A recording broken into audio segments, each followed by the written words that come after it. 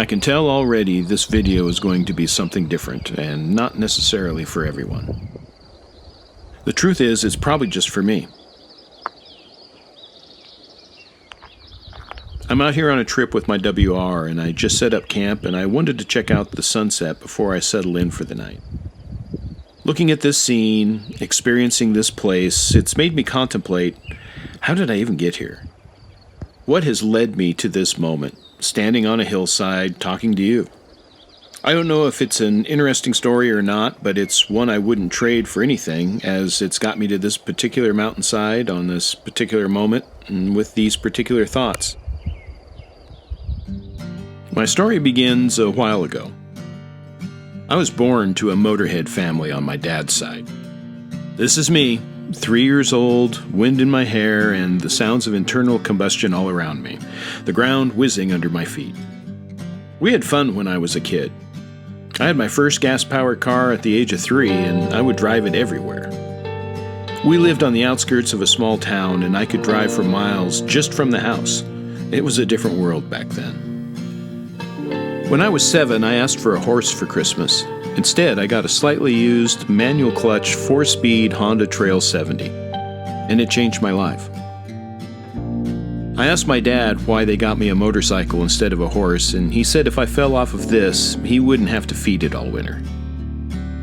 Well, the contrary came true, and it fed me, and when I was older, I saved up enough money to buy another slightly used Honda, this time an XR350. Talk about another bike I absolutely loved. I still have dreams I own that bike, only to wake up and realize it's gone.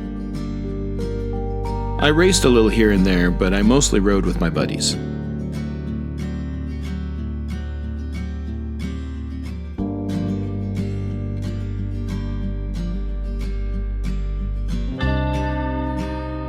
We rode all the time. It defined who we were and where we were going. I rode that XR for countless hours, but still had time to break out my 70 every once in a while.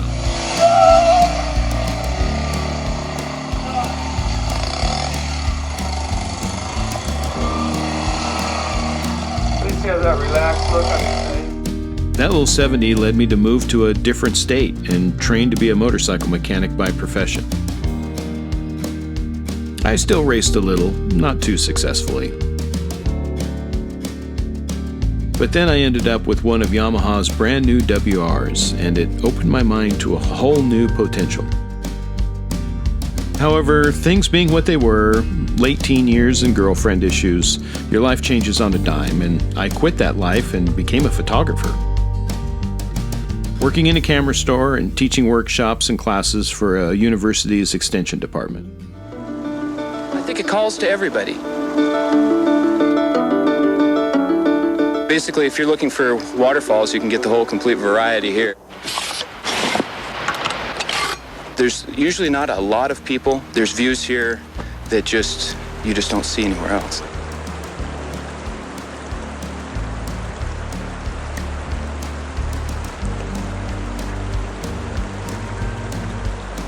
After pursuing photography for a few years, my business partner suddenly decided to join the Peace Corps, of all things.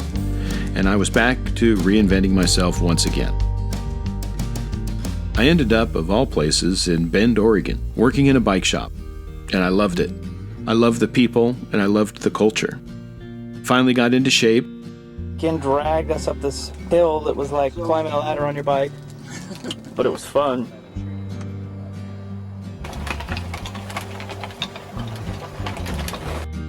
And I drank the Kool-Aid and embraced bike life in Bend, Oregon during the 1990s.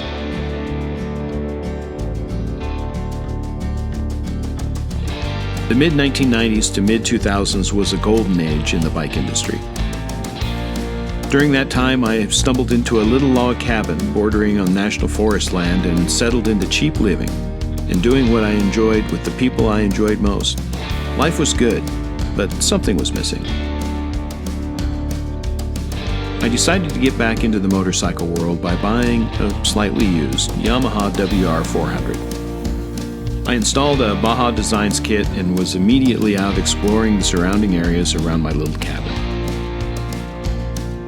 Endless amounts of trails and roads abounded, and it opened up a whole new world for me as well as brought back some of the old.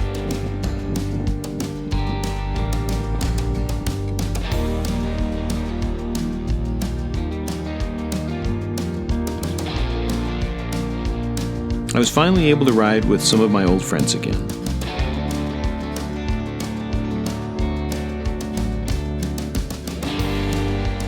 And also able to see entirely new places as well. Part of my inner 7-year-old self still wanted that motorcycle to be a horse. And I often wondered what lied on the other side of these mountains and if my WR could ever take me there. So I started converting it into what I thought would help accomplish my wandering goals. I didn't know what an adventure bike even was in 2003, and I just worked out the problem myself. I designed a luggage system that didn't require any sort of modification to the bike. It was made out of 2 Army surplus backpacks, zip-tied together with my sleeping bag stuffed in the middle. It worked fantastic and got me out there. It allowed me to see and stay the night in places I normally couldn't from only a motorcycle. Had I known what that industry would become, I would have planned my next steps much differently. But I didn't. Instead, a friend of mine and I decided we were tired of working for the man, and we decided to take the plunge and start our own bike shop.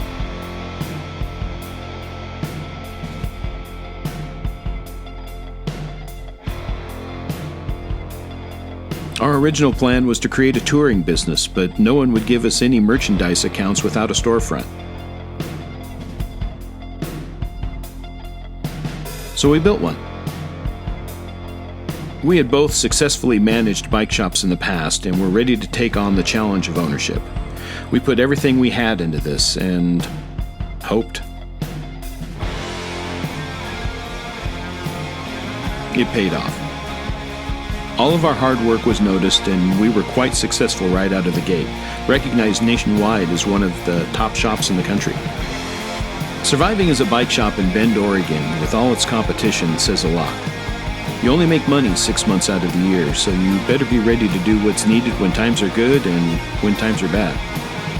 We had a phenomenal crew, all of whom bought into what we were trying to do, and it worked. We became a family and were embraced by the community. Bend is such a strange place. Professional athletes and celebrities alike would stop by. And even Oscar-winning actor William Hurt became a good friend and would regularly suit up and help us change tires and chains for customers, all while getting odd stares back while his customers tried to put the pieces together of what they were actually seeing.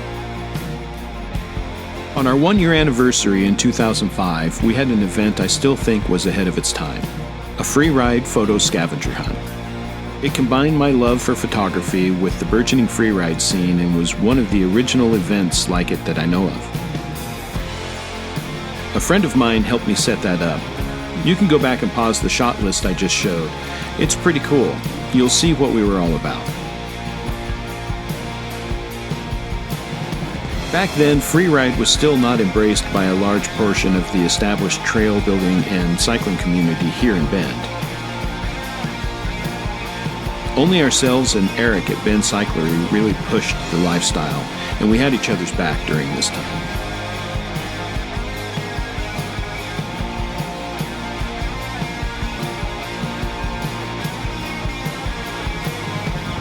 Our event went off. It brought all sorts to our flourishing community, and the creativity was off the chart. We even had one older dude do it on a road bike. That's core right there. It was this event that was the capstone of all my experiences in the bike world. We held similar events a few more times, but this inaugural one was where the magic happened for me. I wanted to live in that energy forever. I finally belonged to something that was me, and nothing could take that away.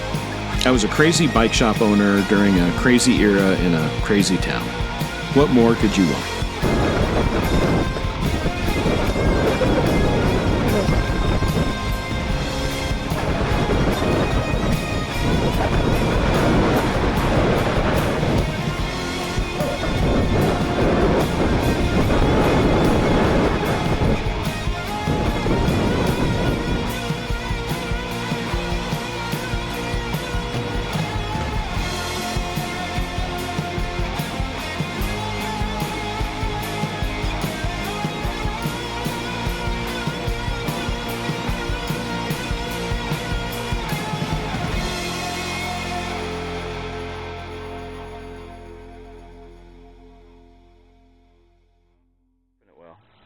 what are the days? Am I been pretty good days? Okay. Okay. A lot of bikes. But yeah, it hasn't been too bad. Little did I know at the time our okay days was a bad sign. In late 2007, we saw the writing on the wall of something looming and did what we had to do and sold the shop in January of 2008. I retreated to my little cabin in the woods. Moto shops weren't hiring, so I went back to try and make it in the photo world once again. It had been 12 years since my last endeavor there, but since I couldn't work in the bike industry for 2 years because of the sale, I had little other choice. Times were tough, and I worked as much as I could and rode to keep the stress to a minimum.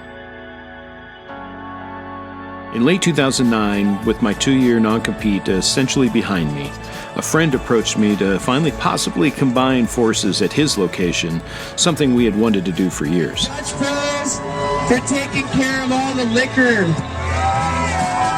It is a big responsibility, and we appreciate it much.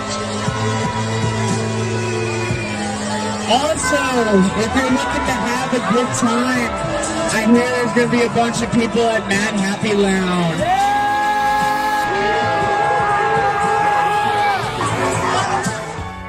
His business was part of a very similar culture as my last shop was.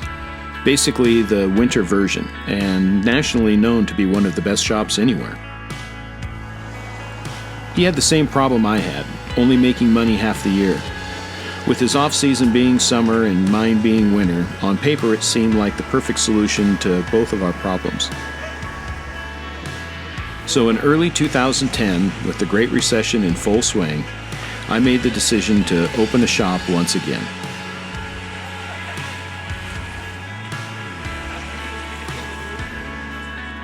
Because of all the loan defaults, manufacturers were only lending about 10% of the amount they were when I was last open.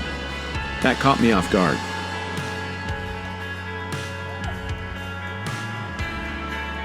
So I leveraged everything I had, maxed every credit card I could get my hands on, bet on myself, and jumped back in with both feet at the worst time possible. In hindsight, it was a bad decision, and I think I probably knew that at the time as well. But to be honest, I missed my life. Living in my cabin in the woods was wonderful on so many levels, but it was also isolating at the same time. And I'll admit it, I was lonely. I love it here! I missed my bike family. This crazy group of insane small business owners like myself and individuals you definitely won't find anywhere else. The only people I understood and who understood me. Some of my old crew would also work at his ski shop during the winter season, so this time around we were mostly able to overlap our employees. If any of you out there still watching have ever worked in a bike shop in a resort town or a ski shop, you know what it's like. This was both.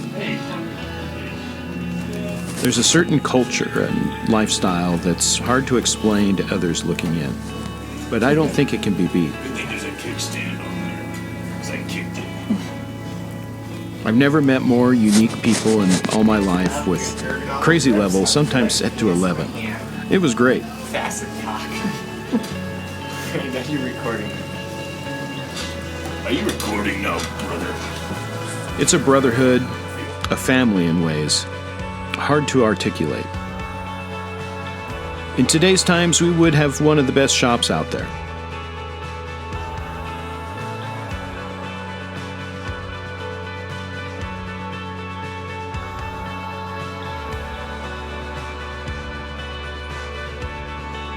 The shop was awesome and looked great, but the world was different outside, and people would just drive by, keeping their wallets in their pockets. Times were tough for everyone.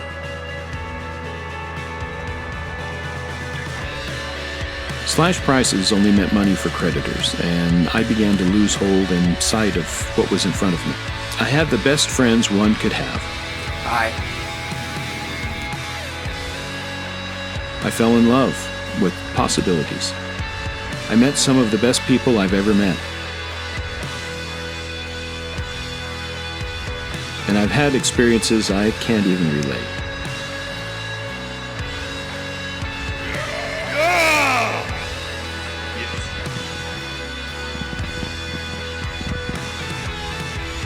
Depression is a tricky thing. I was self-medicated, felt alone, in massive debt, and it broke me. I feel bad for everyone I was around because I wasn't present in those moments. And those were precious moments and opportunities I will never get back. The world was celebrating life right in front of me, and all I had to do was open my eyes and take the leap. But I just couldn't see anything for what it was. I loved this life, but I was spiraling out of control. I owed as much as a house and didn't have anything to show for it. I hated every customer I talked to, and I burned out. I let it get to my soul, and I became a shell of myself. The extremes in my life were incredible. I was around the best people possible, yet I felt like I had no prospects or any self-worth. I resented good times, which is a crazy thing to say, but again, depression is a tricky thing. Looking back at it now, I wouldn't have it any other way. Without that dark place, I wouldn't be able to see how precious life truly was and is today. I missed so much back then, and so many opportunities to see the world as a celebration of life, and just have fun no matter the circumstances with the people you know best.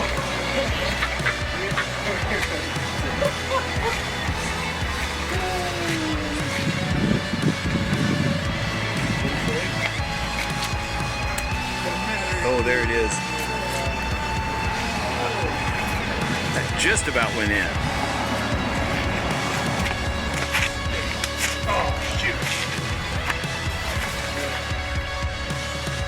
So to the 6 people out there who probably get this far into this video, what does any of this have to do with motorcycle riding?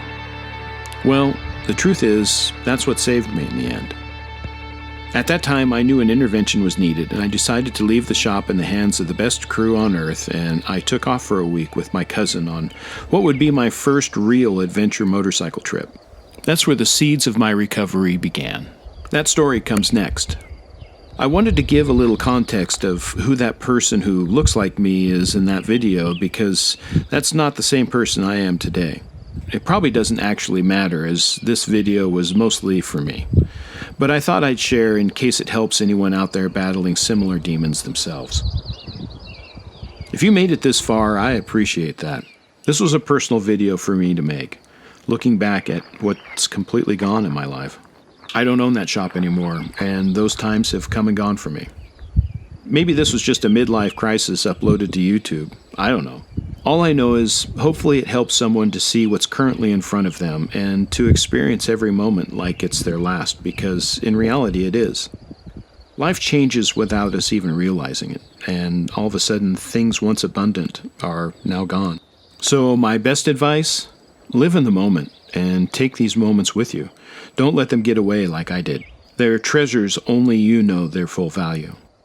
See you next time in a much more normal and uplifting video. Until then, take care of yourself, and I'll see you soon.